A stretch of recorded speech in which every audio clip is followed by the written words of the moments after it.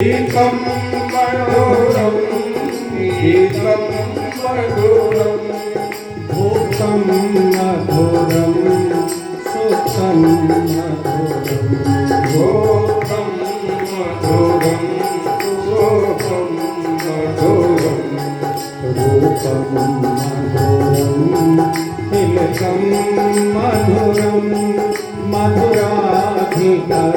मधुराधिपतेरखिलं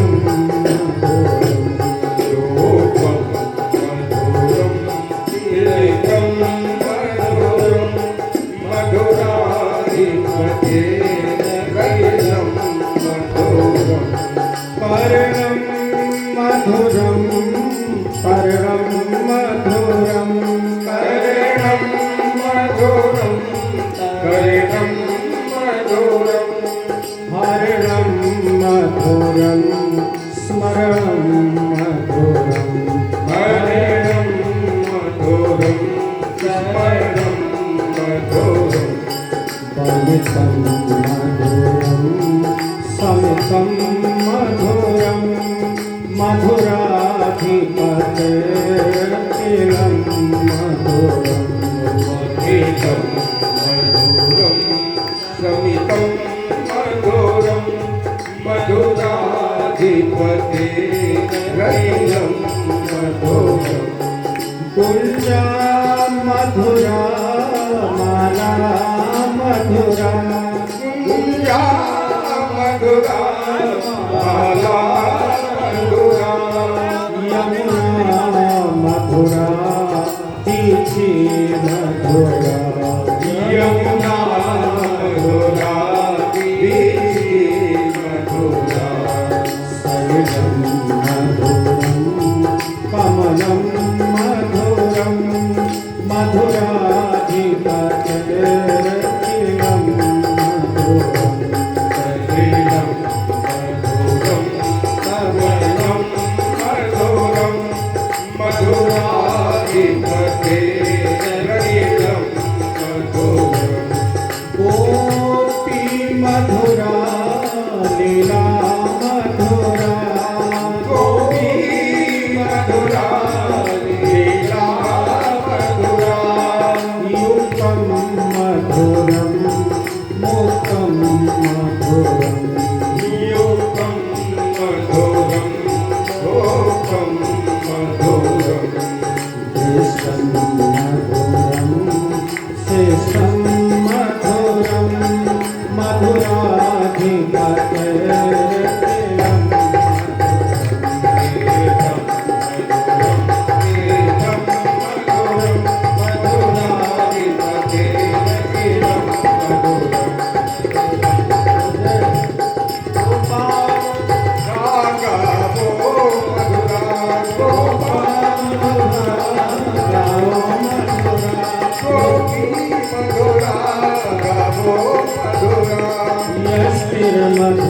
मधुराधिपतेरखिलं मधुरा श्री मधुरा कलितं मधुरं फलितं मधुरं मधुराधिपतेरखिलं मधुरं कलितं मधुरं फलितं मधुरं मधुराधिपतेरखिलं मधुरं मधुरं मधुरं वदनं मधुरं नयनं मधुरं हसितं मधुरं हसितं मधुरं मधुरं नयनाधिपतेरखिलं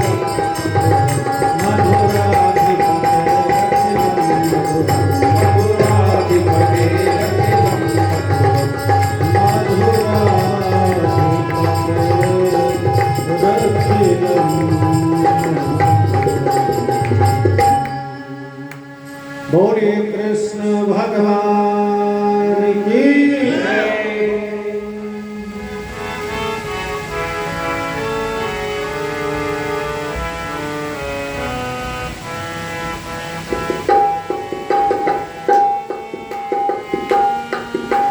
श्री कृष्ण गोविंद हरे नाथ नाम राजन वासुदेव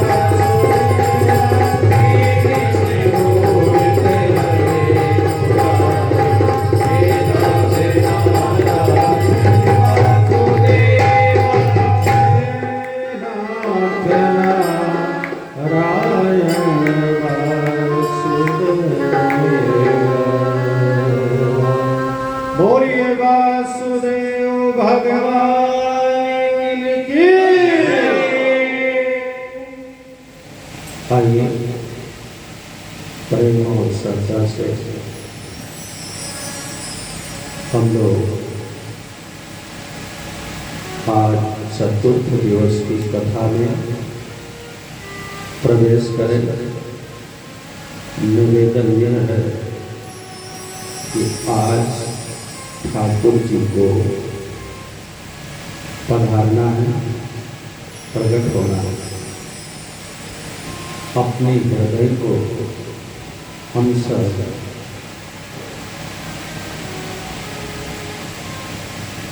गोकुल बनाए। क्या गोकुल? शरीर हमारा मथुरा है।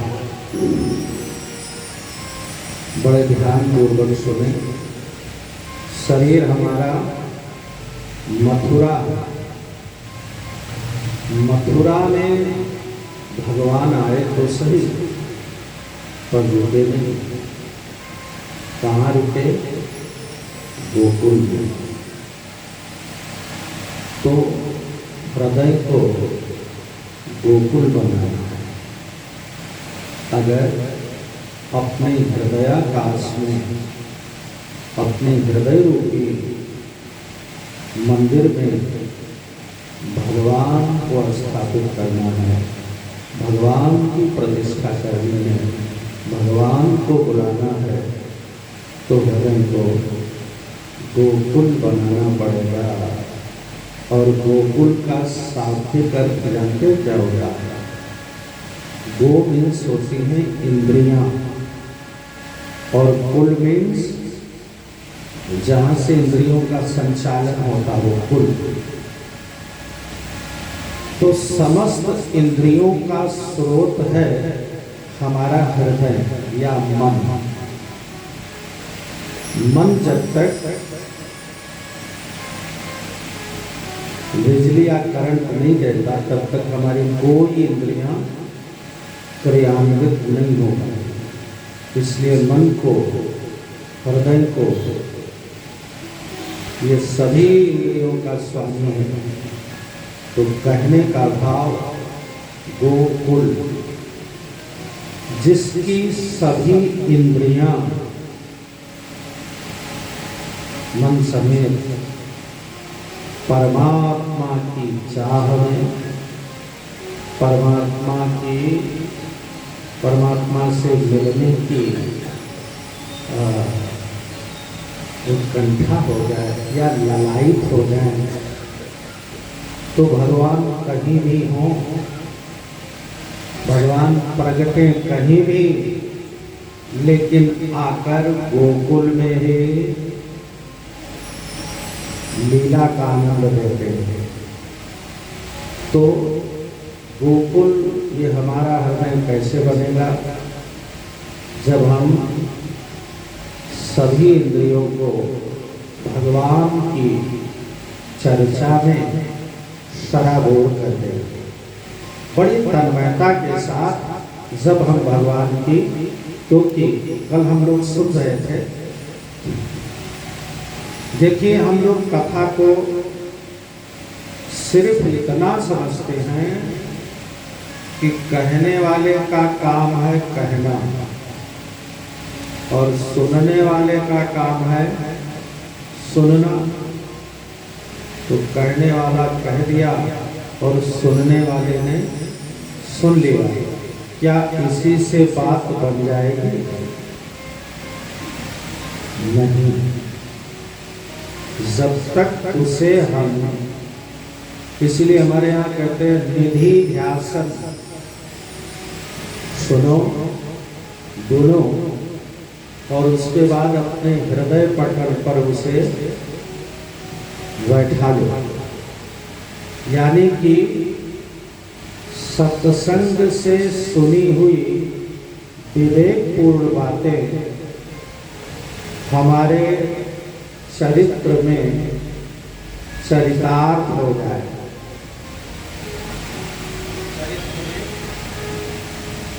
चरितार्थ हो जाए तब तो हमारा सुनना सार्थक है।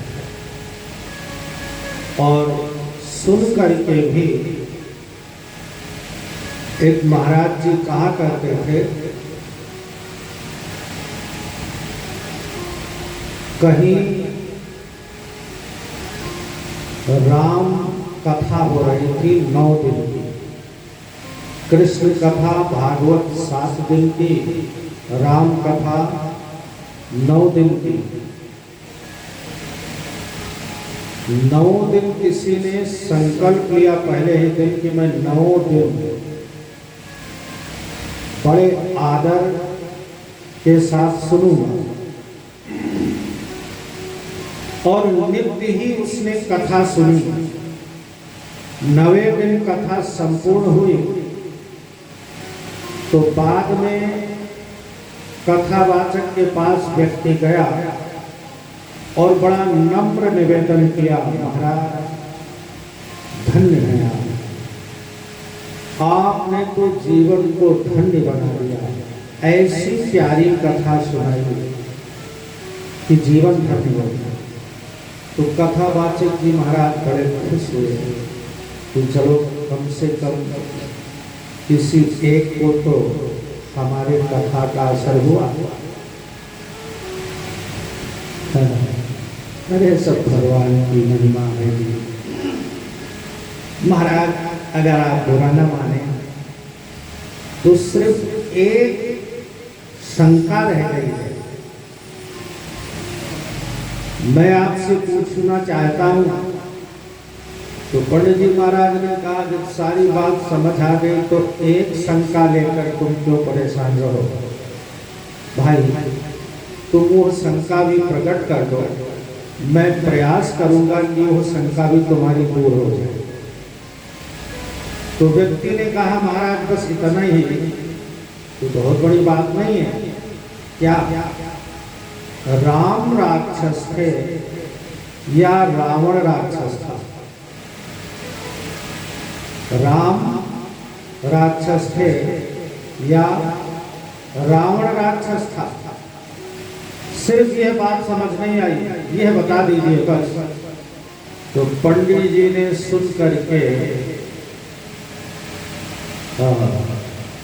कहने लगे भैया ना राम राक्षस थे ना रावण राक्षस था। तो महाराज बोले राक्षस तो मैं हूं जो 9 दिन कथा सुना के ये तुम्हें नहीं समझा पाया कि राम राक्षस है कि राम है। तो इस तरह से हम लोग यह मानते हैं ये तो कथा सुनने मात्र से, इस कान से सुनो उस कान से निकाल दो, सुनना काम है। नो, जब तक हम इसे समझकर अपने जीवन में चरितार्थ नहीं करेंगे, हमारा कथा सुनने के बाद भी जीवन नहीं बदला, तो इसका मतलब यह है कि हमने सुना नहीं है। इसलिए हम जितनी देर सत्संग में हों, कथा में हों, प्रथम में ही प्रभु से प्रार्थना करनी चाहिए कि परमात्मा ऐसी कृपा करो। पहली कृपा आपने की जो आपने मुझे सत्संग कथा में बुलाया, आने का मौका दिया, तो अब ऐसी कृपा करो कि जितनी देर भी बैठकर मैं आपका चरित्र सुनूं, उसे मैं आत्मसात कर सकूं।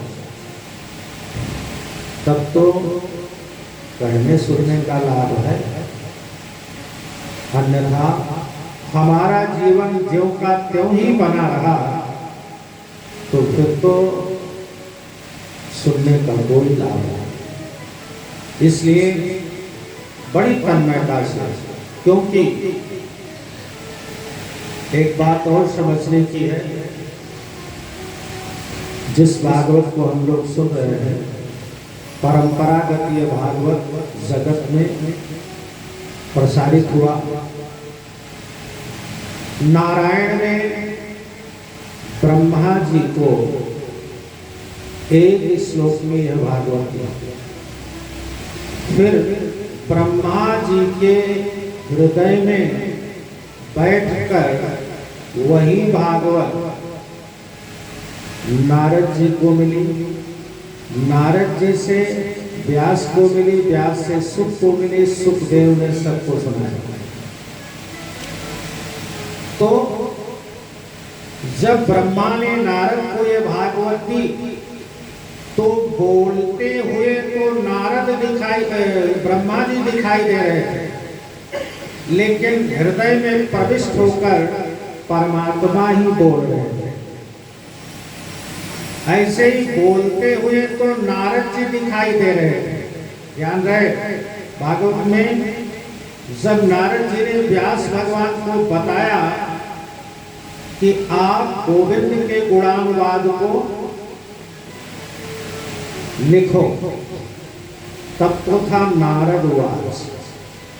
और जब भागवत श्लोक पद में व्यास जी को नारद जी सुनाने लगे तो आया श्री नारद वाच।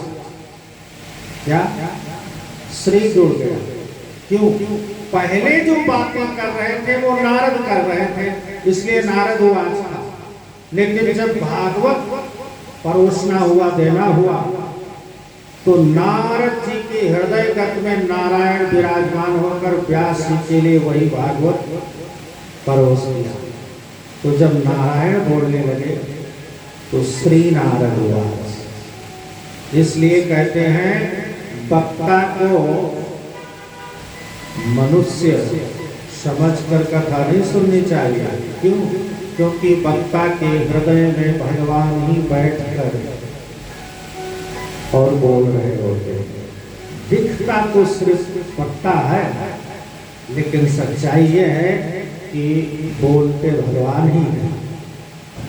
इसलिए हमें इसे भगवान की वाणी समझकर इसे स्वीकार करना चाहिए और अपने जीवन चरित्र में उतारना चाहिए। परीक्षित का प्रश्न था, म्रियमाणस्य किम कर्तव्य?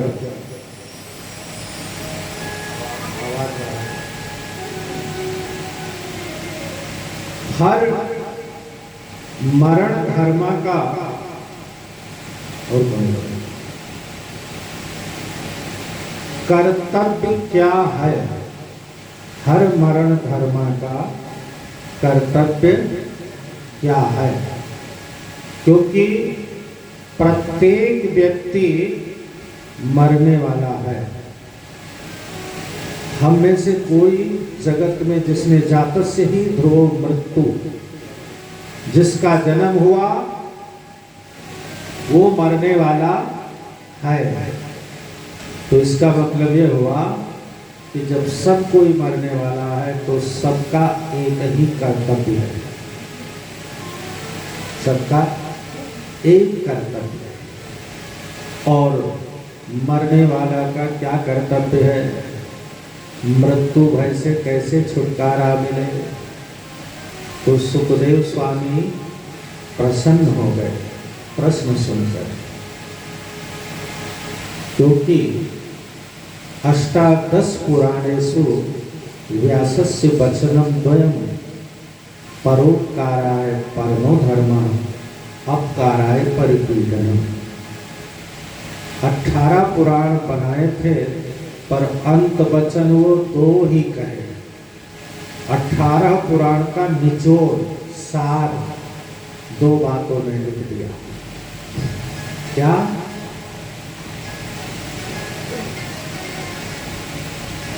परहित सरिस धर्म नहीं भाई, पर पीड़ा सम नहीं अधभाई। परोपकार है परमो धर्म। परोपकार ही बाकी सब धर्म हैं और परोपकार परम धर्म है। राम जी ने इसको अपनी भाषा में बताया, परहित सरिस धर्म नहीं भाई, परहित सरिस धर्म नहीं भाई, पर पीड़ा सम नहीं अधमाई।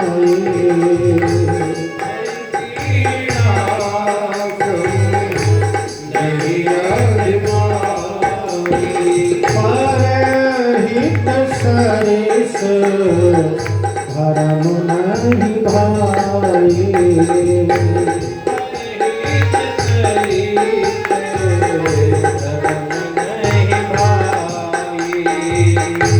पर पीड़ा सम नहीं अधमाई, पर पीड़ा नहीं अधमाई। पाप और पुण्य की परिभाषा इतने में ही है, परोपकार जैसा कोई पुण्य नहीं, धर्म नहीं है, और अपकार जैसा कोई पाप नहीं। तो एक चीज यूं भरने को तो दुनिया में पशु भी पेट भरते, पथिक जो बांट कर खाए उसे इंसान कहते हैं। इसलिए परीक्षित सिर्फ अपने लिए